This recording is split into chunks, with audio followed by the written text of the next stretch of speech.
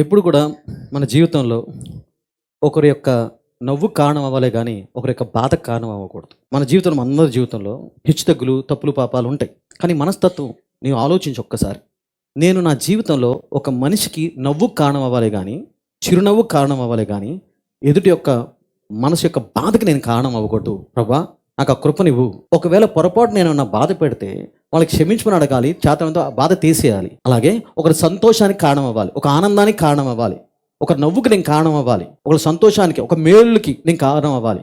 అంతేగాని వాళ్ళ బాధకి, దుఃఖానికి నేను కారణం అవ్వకూడదు. అంత దౌర్భాగ్య స్థితి నాకు వద్దు అని ప్రార్థన చేసుకోవాలా. బతుకాలు మారాలి, మనం ఉండాలి. అంతేగాని బాధ పెట్టాను అయితే ఏంటి అనుకోకు, తిరిగి వస్తుంది, నీకు నూరంతా తిరిగి వస్తుంది. చాలా తప్పది. సో నీ మనస్తత్వం చేతన ఎంతవరకు, యేసుప్రభు ఏమన్నాడు, చేతన ఎంతవరకు అందరితో మీరు సమాధానంగా ఉండండి అన్నాడు. అలాగే నేనంటాను, మనకు పెట్టుకోవాలి. దేవ, చేతన ఎంతవరకు నేను ఒక మనిషి యొక్క సంతోషానికి కారణం అవుతానే కానీ ఒకరి యొక్క దుఃఖానికి, ఒకరి యొక్క బాధకి నేను కారణం అవ్వకూడదు. అటువంటి దౌర్భాగ్య స్థితి నాకు వద్దు. అలా నేను ఉండకూడదు. నా జీవితం పనికి రాకుండా పోతే నా జీవితం అలా వద్దు. ఒకరి మంచితనానికి, ఒకరి సంతోషానికి కారణం అవ్వాలి. అలా నన్ను వాడుకో. ఎందుకంటే దేవా, నువ్వు మనుషుల్ని వాడుకుంటావు. ఎక్కువ శాతం 99% ఎక్కువ శాతం మనుషుల్ని వాడుకుంటావు ఒకరు మేలు చేయాలంటే. కనుక ఒకరి మేలుకి, ఒకరి సంతోషానికి నన్ను వాడుకో. ఎప్పుడు వాడుకుంటాడు దేవుడు? నీకు ఆ తత్వం, బుద్ధి ఉన్నప్పుడే.